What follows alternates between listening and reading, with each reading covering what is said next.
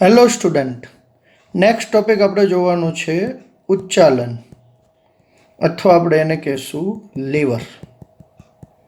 જો આ liver system already તમે ભણી ગયા છો નાના ધોરણની અંદર, ત્યાં તમને ઘણા બધા એક્ઝામ્પલ આપતા, સાણચી, પક્કડ, ચીપિયો. તો આનો ઉપયોગ ક્યાં થાય છે આ સિસ્ટમનો? તો આનો રોલ છે, એનો રોલ શું છે? રોલ ઓફ મસલ એન્ડ બોન, એટલે કે સ્નાયુ અને અસ્થિના મૂવમેન્ટમાં આ લીવર સિસ્ટમનો ઉપયોગ થાય. ક્યારેક જો એનો નીટમાં ક્વેશ્ચન આવે તો આપણને ખબર હોવી જોઈએ કે લીવરના ટાઈપ્સ કેટલા. મુખ્ય 3 ટાઈપ્સ છે, પણ એ પહેલાં ઉચ્ચાલનના મુખ્ય 3 ભાગ છે. આ 3 ભાગ કયા કયા છે? પહેલો ભાગ, જેને ફાલ્ક્રમ કહેવાશે, એફથી સાઇન કરે, ફિક્સ પોઈન્ટ હોય. ગુજરાતીમાં આપણે એને શું કહીએ? આધાર બિંદુ. આ પહેલો ભાગ. બીજો ઉચ્ચાલનનો ભાગ કયો? Point of effort. એફર્ટ કઈ બાજુએ લગાવે એની વાત કરીએ, જેને આપણે પ્રયત્ન બળ કહીએ. અને ત્રીજો ઉચ્ચાલનનો પોઈન્ટ છે resistance, R. Point of effort માટે શું વપરાશે? ઈ, આર, અથવા એને લોડ પણ કહેવાય, ગુજરાતીમાં આપણે ભાર કહીએ. તો આ 3 વસ્તુ યાદ રાખવાની છે. કઈ કઈ 3 વસ્તુ? એક ફાલ્ક્રમ, ઈ અને આર. અને આના આધારે 3 પ્રકાર છે. કયા કયા 3 પ્રકાર છે? તો કે ફર્સ્ટ ક્લાસ, સેકન્ડ ક્લાસ અને થર્ડ ક્લાસ. જો ફર્સ્ટ ક્લાસ લીવર, કે જેમાં એફ, ઈ, એફ, એલ અથવા તો ઈ, એફ, આર, આર અથવા એલ ગમે તે યુઝ કરી શકાય. ઈ, આર, એફ, લોડ એટલે આર જ થયો, રેઝિસ્ટન્સ. અને એફ, ઈ, આર શું છે સમજવાનો પ્રયત્ન કરે. ત્રણેયને સેપરેટલી લઈએ. તમારા સિક્વન્સ યાદ રાખવાની છે. આ યાદ રાખજો. જો ફર્સ્ટ ક્લાસ લીવર હશે તેમાં આધાર બિંદુ વચ્ચે આવશે. જો આધાર બિંદુ છેડે હોય તો સેકન્ડ ક્લાસ, અને જો છેડે ભાર હોય, રાઈટ, એક છેડે ભાર ને એક છેડે આધાર બિંદુ, તો થર્ડ ક્લાસ. અહીંયા ભાર વચ્ચે હતો તો સેકન્ડ ક્લાસ, રાઈટ. તો આધાર બિંદુ, ભાર, આ બધા વચ્ચેની ગણતરી ધ્યાનમાં રાખવાની છે. ઓકે, પહેલું લઈએ ફર્સ્ટ ક્લાસ લીવર. કઈ એક્ઝામ્પલ પૂછાય કે ફર્સ્ટ ક્લાસ લીવર કયું? તો જો ફર્સ્ટ ક્લાસ લીવરની અંદર એક છેડે ફોર્સ લગાવવામાં આવે, એફર્ટ લગાવવામાં આવે એક છેડે, રાઈટ. ફોર્સ લગાવે એટલે ફોર્સ એટલે શું થયું? એફર્ટ થયું, રાઈટ. એક છેડે એફર્ટ લગાવીએ છીએ એટલે અહીંયા ઈ આવ્યું. એક છેડે લોડ આવે અને ફાલ્ક્રમ બિંદુ વચ્ચે આવે. તો જો અહીંયા એફર્ટ લગાવશે, આ છે એ એફ છે, અને લોડ અહીંયા આવશે. તો આ જે સાંધો છે, ઉદાહરણ કહેવાય કે ભાઈ આપણું માથું એ કરોડ સ્તંભ પર સ્થિત છે અથવા તો આરામ કરે છે, તો આને આપણે શું કહેશું? First class lever. Second class lever, આના 2 એક્ઝામ્પલ છે. એક જ એક્ઝામ્પલ, પણ 2 આકૃતિ આપેલી છે તમને. જો શું છે સેકન્ડ એક્ઝામ્પલ? કે ભાઈ ફર્સ્ટ ક્લાસમાં શું હતું? ફર્સ્ટ ક્લાસને આપણે અહીંયા સામે રાખીશું તો કે એક બાજુ એફર્ટ આપતા ફાલ્ક્રમ વચ્ચે હતું ને લોડ છેડે આવતો હતો.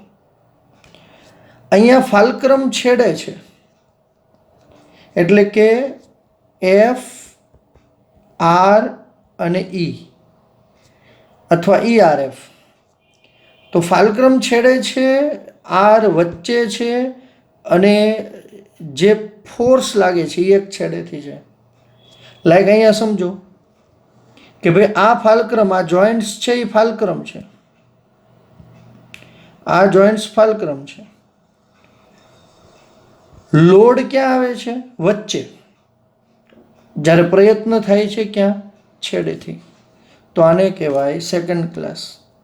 અને થર્ડ ક્લાસ લીવર, જો ઘણી વખત એમ થતું હશે કે ભાઈ આ સર આવું કઈ રીતે આવે, તો ટ્રાય કરવું. હેડવાળું તો વધારે આઈડિયા નહીં આવે, પણ તમને પગના અંગૂઠા ઉપર ઊભા રહેવું. પગના અંગૂઠા ઉપર ઊભા રહેશો એટલે તમને ખ્યાલ આવશે કે પ્રયત્ન તમે પિંડી ઉપરથી આપતા હશો, અહીંયાથી. જ્યારે તકલીફ અહીંયા પડશે, લોડ અહીંયા પડશે, અને એનું બેલેન્સ કરતું હશે આ. રાઈટ. સેમ બોડીની અંદર થર્ડ ક્લાસ લીવર. તો જે ત્રીજો ક્લાસ છે એમાં એફ, ઈ અને આર આવે. શું આવશે? એફ, ઈ અને આર. કે ભાઈ અહીંયાથી તમે જુઓ તો અહીંયા ફાલ્ક્રમ છે એફ. એફર્ટ અહીંયા થાય છે અને રેઝિસ્ટન્સ અહીંયા આવે છે. રાઈટ. તો અહીંયા જોઈએ તો ફોર્સ અહીંયા આવે. આ એનું શું થયું? એક્સિસે ફાલ્ક્રમ થયું. તો આ વચ્ચે નથી, ધ્યાન રાખજો. ઈ એફ આર નહીં લઈએ, આ ફાલ્ક્રમ થયું. ફાલ્ક્રમ પછી અહીંયા આવશે, અહીંથી આમ જાય છે. જો આ એરો આપેલો છે. તમે જ્યારે હાથ વાળો છો ત્યારે કેન્દ્રમાંથી અહીંયા જાય છે આપણા, જ્યાં આપણે બાયસેપ મસલ આવે ત્યાં, અને રેઝિસ્ટન્સ, લોડ આપણે અહીંયા લઈ શકીએ છીએ. એટલે કે ડમ્બેલ્સ ઉપાડીએ ત્યારે બળ અહીંથી થાય. તો આ થર્ડ ક્લાસ લીવર છે, આ ધ્યાનમાં રાખવાનું છે તમારે. તો આટલું હતું લીવર. અને લીવર પછીનો નેક્સ્ટ ટોપિક આપણે લઈએ છીએ એ છે અનિયમિતતા. કયો ટોપિક છે? અનિયમિતતા. અને અનિયમિતતાની અંદર આપણી પાસે પહેલી અનિયમિતતા છે અથવા એબનોર્માલિટી, આર્થરાઇટિસ, સાંધા, અથવા આપણે એને શું કહીએ? આર્થરાઇટિસ. ઓકે, સાંધાના 3 પ્રકાર છે. એક રૂમેટોઇડ આર્થરાઇટિસ, આરએ. નંબર 2 ઓસ્ટિયો આર્થરાઇટિસ, અસ્થિવા, એક સંધિવા. અને એક છે આપણી પાસે જેને ગાઉટી આર્થરાઇટિસ કહેવાય. શું કહેશું? ગાઉટી આર્થરાઇટિસ. ઓકે, એક એક પોઈન્ટ્સને સમજતા જઈએ, જેમાં આરએ ઇમ્પોર્ટન્ટ છે ખૂબ. રૂમેટોઇડ આર્થરાઇટિસ શું છે? આ અગત્યનું છે, આમાંથી ક્વેશ્ચન પૂછાય.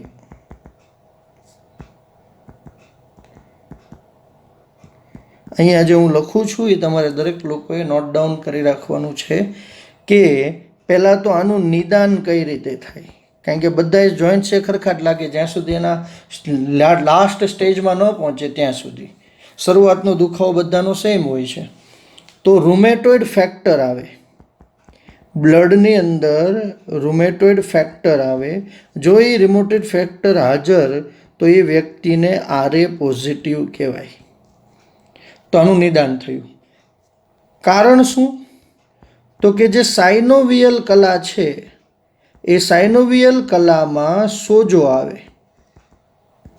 અહીંયા જુઓ તો આ સાઇનોવિયલ કલા છે, સાઇનોવિયલ કલામાં સોજો આવે. જેથી આ કલા કેવી થઈ જાય? તો કે સાઇનોવિયલ કલા જાડી થઈ જાય, જેથી તે જાડી થાય. હવે જો સમયસર તમે એને ટ્રીટમેન્ટ ન આપો તો આ જાડી થયેલી કલા એક કણિકાનો સ્ત્રાવ કરે, એટલે કે નાના નાના ગ્રેન્યુલ્સનો સ્ત્રાવ કરે. અને આ જે કણિકા છે એને નામ આપવામાં આવ્યું છે પેનસ. આ પૂછાઈ ગયેલો પ્રશ્ન છે નીટમાં 3 વર્ષ પહેલાં, યાદ રાખજો. પેનસની કણિકા છે, 3 થી 4 વર્ષ થઈ ગયા અંદાજિત. હવે આ કણિકાઓ શું થશે? તો કે આ જે પેનસની કણિકા છે એ પેનસની કણિકા જમા થશે. ક્યાં? તો કે કાસ્થીમાં. અને કાસ્થી ક્યાં આવેલી હશે? 2 સાંધાની વચ્ચે આવેલી હશે. 2 સાંધાની વચ્ચે કાસ્થી આવી, ત્યાં જમા થઈ ગયું શું? પેનસની કણિકા. હવે જેવી એ જમા થશે એટલે ત્યાંથી કાસ્થીનું ઇરોઝન કરશે. ઇરોઝન થવું એટલે ક્ષારણ થવું. અને ઇરોઝન થાય ત્યાંથી એ તૂટવાની શરૂઆત થાય, ક્ષારણ થાય. એટલે હવે શું થશે? તો કે ત્યાં જે તંતુમય પેશી હતી, તંતુમય પેશી એ અસ્થિ સાથે જોડાઈ જાય છે. અને અસ્થિ સાથે જોડાય એટલે એ અસ્થિમય બની જાય, જેથી હલનચલન થાય નહીં. એટલે જે સાંધા હતા એ સાંધા કેવા થઈ ગયા? તો કે એ સાંધા થઈ ગયા અચલિત. જો આ રીતના સાંધા થાય, આ થર્ડ ડિગ્રી છે, સેકન્ડ છે, આ થર્ડ છે, રાઈટ. અને આનાથી પણ ટ્વિસ્ટ બહુ ખરાબ હાલત હોય છે. આંગળી આ બાજુ આવતી રહે, આંગળી આ બાજુ જતી રહે, આ રીતે આખા બેન્ડ થઈ ગયા હોય અચલિત સાંધા. કેમ? તો કે આ બધું જોઈન્ટ થઈ ગયું. હવે અહીંથી આંગળી મુઠ્ઠી વળે નહીં. બહુ સિમ્પલ વસ્તુ છે. તો આ રૂમેટોઇડ આર્થરાઇટિસ હતું. નંબર 2, આર્થરાઇટિસમાં જ આપણી પાસે છે ઓસ્ટિયો આર્થરાઇટિસ. શું છે? ઓસ્ટિયો આર્થરાઇટિસ. અચ્છા, ઓસ્ટિયો આર્થરાઇટિસમાં શું થાય? તો આપણે એને એવું કહી શકાય, આર્ટિક્યુલેટ જે કાર્ટિલેજ હતી, એટલે કે જે સાંધામય કાસ્થિ હતી, એને અસર થાય છે. એટલે કે આ સાંધા, મોટા સાંધા કહેવાય, એને અસર થાય. પહેલામાં સાઇનોવિયલ કલામ પ્રોબ્લેમ હતો. જો આ ત્રણેયની કમ્પેરિઝન આપેલી છે. આ રૂમેટોઇડ આર્થરાઇટિસ છે, સાઇનોવિયલ કલામ પ્રોબ્લેમ છે. જ્યારે અહીંયા જોઇન્ટ્સમાં પ્રોબ્લેમ છે આ જગ્યાએ. એમાં સાઇનોવિયલ કલામ એટલું બધું નથી, ત્યાં ફ્લુઇડ એટલું બધું ભરાતું નથી, પણ જોઇન્ટ્સ ડિફોર્મ થાય છે, રાઈટ. આ રીતની ફિગર બને. ખાસ કરીને ક્યાં થાય? તો કે સ્પાઇન, એટલે કે કરોડરજ્જુ, કરોડસ્તંભ, ની અને હેન્ડ, એટલે કે હાથ. તો હાથના ગોઠણના આ બધા જે છે, અને એની અંદર કાસ્થિ કેવી થઈ જાય? કાસ્થિનું ઇરોઝન થાય.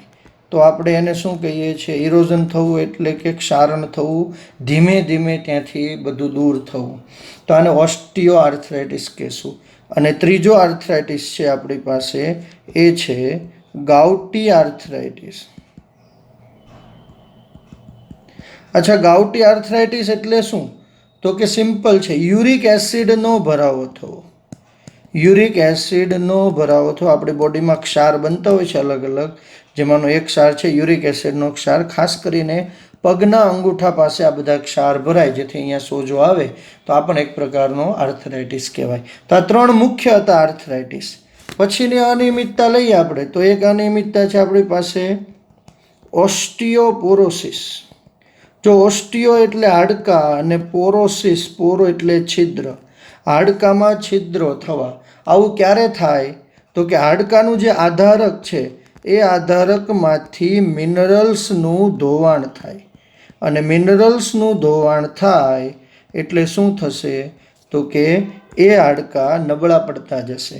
બીજા પણ ઘણા કારણો છે. કયા કયા કારણો છે? તો કે જો આ બે તમને ફિગરની કમ્પેરિઝન આપેલી છે. આ નોર્મલ બોન છે અને આ ઓસ્ટિયોપોરોસિસ બોન છે. તો શું થાય? ખાસ કરીને કોઈ એવી વ્યક્તિ છે જે કોર્ટિઝોન એટલે વન ટાઈપ ઓફ સ્ટીરોઇડ, તો જે કોર્ટિઝોન લાંબા સમયથી લેતા હોય તો એ અસર કરે છે અને ઓસ્ટિયોપોરોસિસ કરે. એટલે કે એને બોન લોસ કહેવાય. શું થઈ ગયું? બોન લોસ. સેકન્ડ તમે લેવું હોય તો લઈ શકો, અંતઃસ્ત્રાવના ઇમ્બેલેન્સના કારણે. અંતઃસ્ત્રાવનું જો ઇમ્બેલેન્સ થાય, એટલે કે હોર્મોન્સ ઇમ્બેલેન્સ થાય, તો પણ આવું થાય. લાઈક ફોર એક્ઝામ્પલ, થાઇરોઇડ છે, તો થાઇરોઇડમાં આ કામ કેલ્સિટોનિન કરે છે જમા થવાનું. જો કેલ્સિટોનિન ઉત્પન્ન ન થાય તો નવું કેલ્શિયમ જમા થતું બંધ થઈ જાય. સેમ વસ્તુ પેરાથાઇરોઇડ છે. તો પેરાથાઇરોઇડ વધુ બની ગયો, માનો પીટીએચ વધારે આવી ગયો, તો પેરાથાઇરોઇડમાં પેરાથોર્મોન છે, તો પેરાથોર્મોન હોર્મોન વધારે થઈ ગયો, તો એ શું કરશે? બોનમાંથી કેલ્શિયમ કાઢવા માંડશે. કેલ્સિટોનિન ડિપોઝિટ કરે છે, જમા કરે છે. આ દૂર કરે છે. આ વધી જાય તો દૂર થવાની રીત વધી જાય. કેલ્સિટોનિન ઘટી જાય તો જમા થતું બંધ થઈ જાય. વિટામિન ડી પણ લઈ શકાય. અને ખાસ ઇમ્પોર્ટન્ટ, ઇસ્ટ્રોજન, સેક્સ હોર્મોન જેને કહીએ, જ્યારે ઇસ્ટ્રોજનનું પ્રમાણ ઘટે ત્યારે ઓસ્ટિયોપોરોસિસ થાય. ખાસ કરીને સ્ત્રીઓમાં 50 વર્ષ પછી માસિક ચક્ર બંધ થાય. અને આ માસિક ચક્ર બંધ થાય એ અવસ્થાને આપણે મેનોપોઝ કહેતા. તો મેનોપોઝ થઈ જશે એટલે નવી અંડકોષ નહીં બને, અને અંડકોષ જે વિકસતી પુટિકા છે એમાંથી ઇસ્ટ્રોજન ઉત્પન્ન થાય, જે બંધ થઈ જાય એટલે ઇસ્ટ્રોજનનું લેવલ ઘટે એટલે ઓસ્ટિયોપોરોસિસ તરફ જાય. આનાથી શું નુકસાન થાય? તો કે આના સિમ્પલ નુકસાન થાય. નાની અમથી અથડામણ થાય છતાં પણ એમાં ફ્રેક્ચર થવાની સંભાવના વધી જાય. રાઈટ. તો આ હતું ઓસ્ટિયોપોરોસિસ.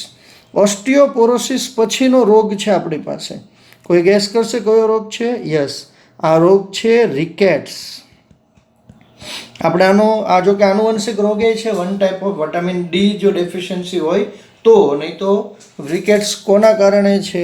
તો કે કેલ્શિયમની ઉણપથી થાય. ખાલી બસ એટલું યાદ રાખો, રિકેટ્સ કેલ્શિયમની ઉણપથી થાય. તમે ઘણા બધા આવા બાળકો જોયા હોય કે જેની અંદર બહુ બધા પ્રોબ્લેમ આવે, આડાવળા પગ હોય, કોઈ શેપ ન હોય, તો એ રિકેટ્સના છે, જેના બે નામ છે. જો બાળકમાં હોય ને તો એને રિકેટ્સ કહેવાય, પરંતુ જો એડલ્ટમાં છે, એટલે કે બાળકમાં છે તો રિકેટ્સ, પણ એડલ્ટમાં છે તો એને કહેશું ઓસ્ટિયોમેલેશિયા.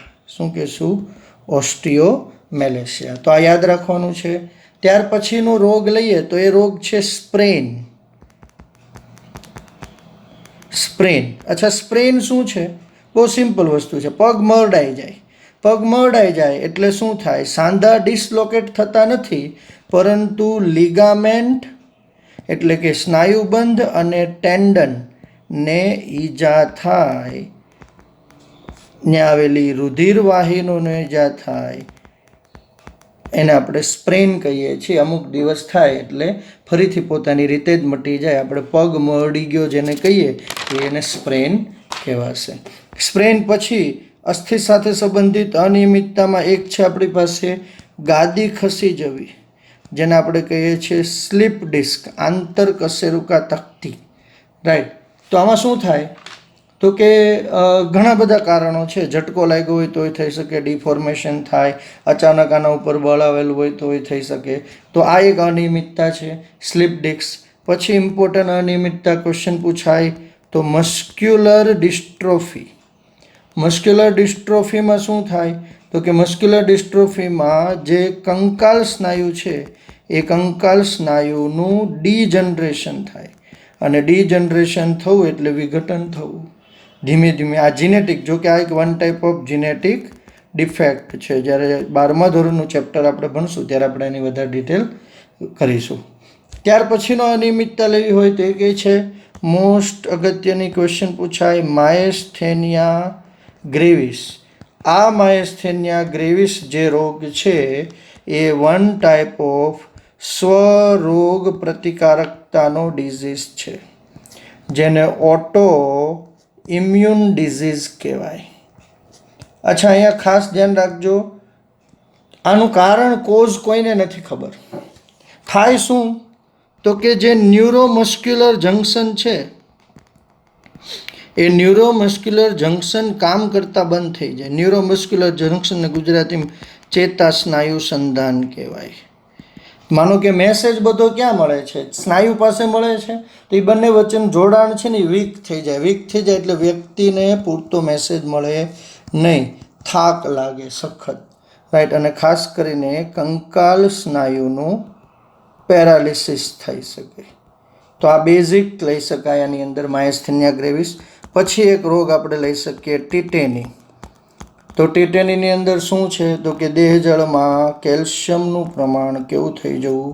તો કે કેલ્શિયમનું પ્રમાણ ઓછું થઈ જાય. રાઈટ. જેથી સ્નાયુ શું થશે? આપોઆપ સ્નાયુનું સંકોચન થાય. તો આ ટીટાની છે. અને ટીટેની પછી એક ડિઝીઝ ખાલી યાદ રાખવા માટે લખવું હોય તો લખી શકાય, એ છે પેગેટ ડિઝીઝ. જનરલી આપણા માટે એટલું ઇમ્પોર્ટન્ટ નથી, કેલ્શિયમની ઉણપના કારણે જ થાય. આમાં શું થતું હોય ઘણી વખત કે જે જૂના અસ્થિ છે એ જૂના અસ્થિને દૂર કરી અને નવા અસ્થિ આવી જાય, જેથી આખો અસ્થિનો શેપ બગડી જાય આખો કમ્પ્લીટલી, એને પેગેટ ડિઝીઝ કહેવાય. તો આટલી હતી આપણી પાસે મુખ્ય અનિયમિતતા. તો આજે આપણે જોયું આ લેક્ચરની અંદર લીવર, અને લીવર પછી જોઈ અનિયમિતતા. આમાંનો એકાદો ક્વેશ્ચન તમને પૂછી શકે. અહીંયા આપણું આ ચેપ્ટર પૂરું થાય છે. Thank you so much.